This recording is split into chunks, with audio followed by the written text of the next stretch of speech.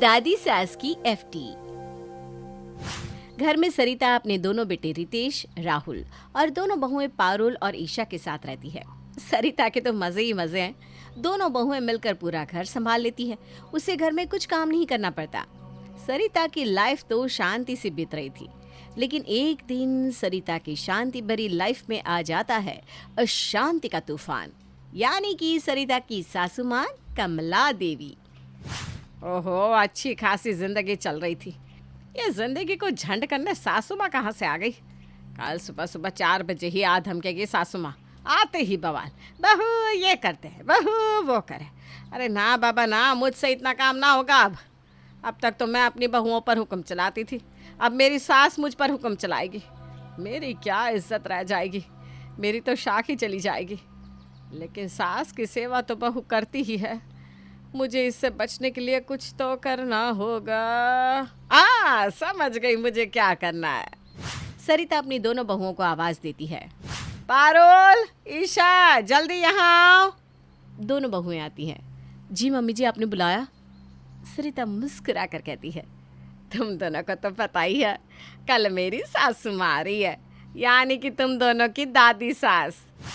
दोनों बहुएं हैरान होकर एक दूसरे का मुंह देखने लगती है और आपस में फुसफुसाते हुए कहती हैं, भाभी ये मम्मी जी को क्या हो गया, इतनी खुश क्यों हो रही है? दादी सास आएंगी तो सासू माँ की तो जिम्मेदारी बढ़ जाएगी। दादी जी की सेवा उन्हीं ही तो करनी पड़ेगी। मैंने तो सुना है कि दादी जी बहुत कड़क स्वभाव की हैं। हाँ, सुना तो मैंने भी ऐसा ही है। सुनो, तुम दोनों मम्मी जी के आसपास भी मत फटकना।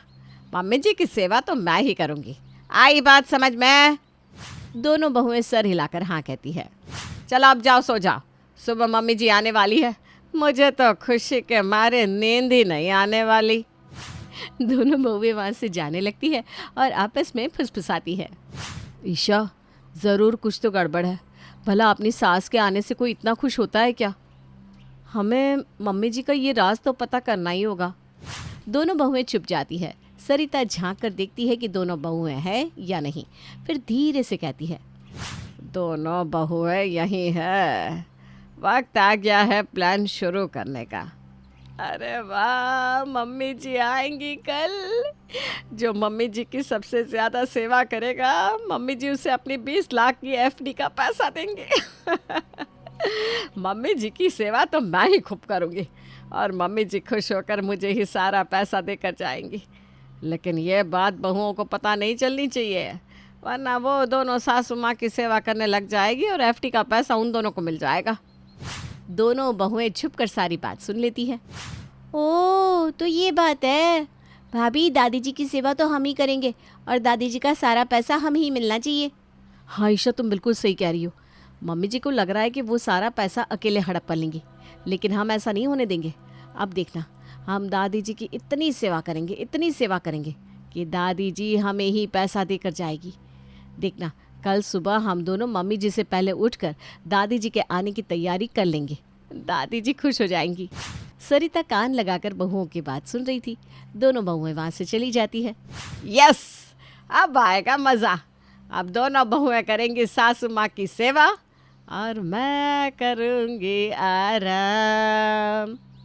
सुबह की 3:30 बजे दोनों बहुएं तैयार होकर अपने कमरे से बाहर आती है। ईशा, 3:30 बज गया है। दादी जी बस थोड़ी देर में आ जाएंगी।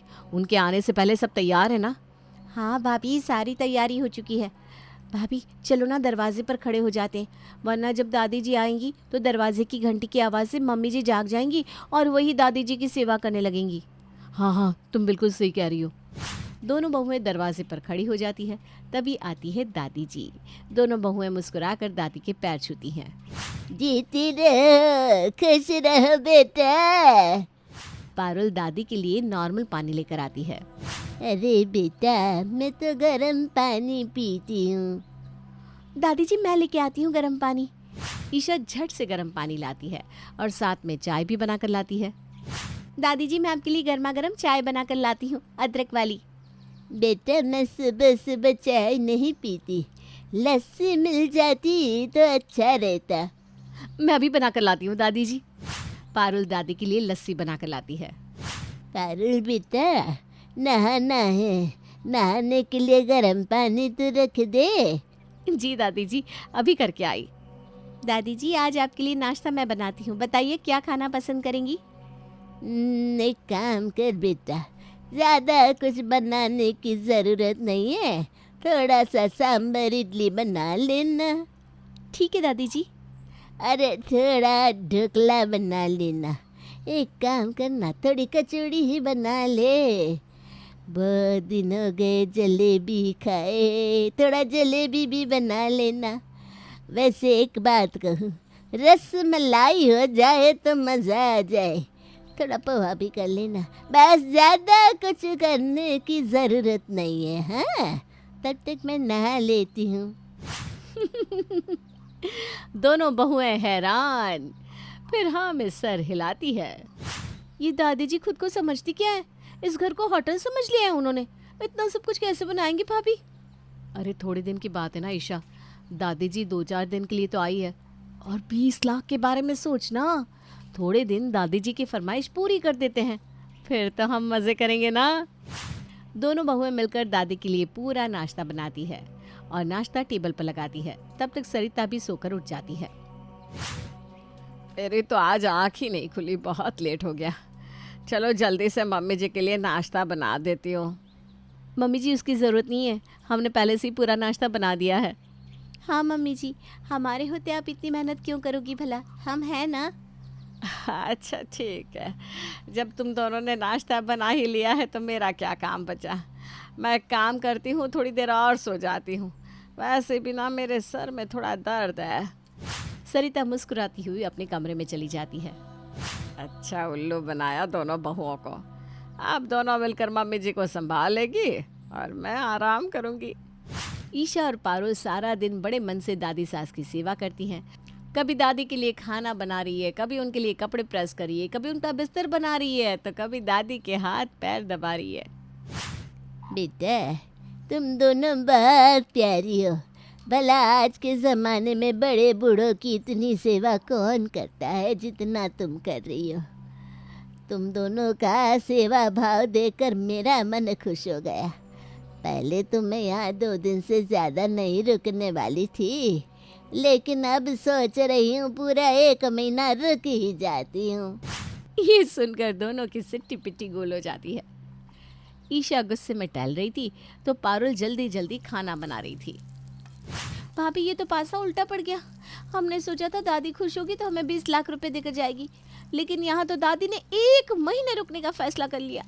अब हम क्या करें भाभी, मुझसे इतनी मेहनत तो और ना होगी। तो सही कह रही ईशा, लेकिन 20 लाख रुपए चाहिए तो हमें दादी जी की सेवा तो करनी होगी। 1 महीने की तो बात है ना, उसके बाद तो दादी जी चली ही जाएंगी, फिर हम सोचो कितने अमीर हो जाएंगे। दोनों बहुएं जी लगाकर पूरा महीना दादी सास की सेवा करती है। 28 दिन बाद दोनों बहुओं की दादी की सेवा कर कर के हालत खराब हो चुकी थी। उनकी ऐसी हालत देखकर सास सरिता मन ही मन बहुत खुश हो रही थी। सरिता अपने कमरे में बैठी बहुओं की हालत पर हंस रही थी। ईशा और पारुल को क्या बुद्धू बनाया। मैंने तो ऐसे ही बोल दिया कि सासू माँ के पास 20 लाख की एफडी है और वो उसे एफडी के पैसे देगी जो उनकी सबसे ज़्यादा सेवा करेगा, और मेरी बेचारी बहू है सेवा में लग गई दिल से। उन्हें तो पता ही नहीं कि उन्हें कोई पैसा वैसा नहीं मिलने वाला है। दोनों बहुएं गेट पर खड़ी सास की सारी बात सुन लेती है। मम्मी जी ने हमसे झूठ बोला, दादी जी के पास कोई पैसा नहीं है। मम्मी जी ने ये सही नहीं किया। हाँ भाभी, मम्मी जी ने ये सही नहीं किया, लेकिन हम क्या कर सकते हैं भाभी, अब हम और दादी जी की सेवा नहीं करेंगे। हाँ बिल्कुल, अब हम कोई काम नहीं करेंगे। तभी दादी की आवाज़ आती है। ईशा बहू, पारुल बहू, जरा यहाँ तो आना। ओहो, फिर से आवाज़ लगा रही है। तू जा ईशा, मैं नहीं आ रही, अब मुझे आराम करना है। भाभी मुझे भी नहीं जाना, आप जाओ ना। दोनों एक दूसरे का मुंह देखने लगती है। हमने इतने दिन दादी जी की सेवा लालच में आके की है, 1 महीना पूरा होने में सिर्फ 2 ही दिन बाकी हैं। जब इतना सब कर ही लिया है तो 2 ही दिन की तो बात है।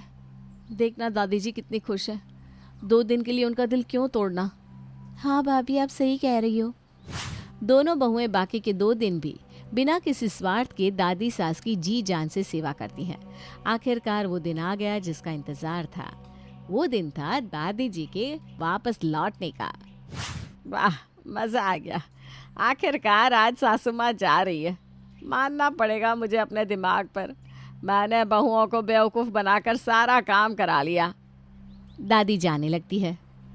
बेटा, तुम दोनों ने मेरी बहुत सेवा की। मन तो कर रहा है कि हमेशा के लिए यहीं रुक जाऊं। दोनों बहुएं हैरान होकर एक दूसरे का मुंह देखने लगती है। अरे डरो मत, मजाक कर रही हूँ। तुम दोनों ने मेरी इतनी सेवा की, उसके लिए मैं तुम दोनों को ये धन्यवाद पत्र देना चाहती हूँ। दादी दोनों बहुओं को एक लिफाफा देती है। दोनों बहुएं बेमन से वो लिफाफा लेती हैं। अच्छा बेटा, अब मैं चलती हूँ। दादी घर से चली जाती हैं। क्या भाभी, दादी तो बड़े कंजूस निकले। जाते जाते भी ये थैंक यू लेटर थमाकर चली गई। मुझे लगा कम से कम 100 रुपया तो देगी ही। हाँ ईशा, तुम सही कह रही हो। चलो देखे तो दादी ने लिखा क्या है। दोनों लिफाफा खोल कर देखती है तो हैरान रह जाती है। हैं? इसमें दादी जी ने हम दोनों के नाम अपनी 20 लाख की एफडी कर दी है। दोनों बहुएं बहुत खुश होती है और सरिता का मुंह उतर जाता है। अरे नहीं, मैंने तो ऐसे ही मजाक में कह दिया था। ये सासू माँ तो सच में बहुओं को 20 लाख की एफडी देकर चली गई। मैं अपनी शान पत्ती के चक्कर में खुद ही फंस गई। अब मुस्कुराने की बारी बहुओं की थी।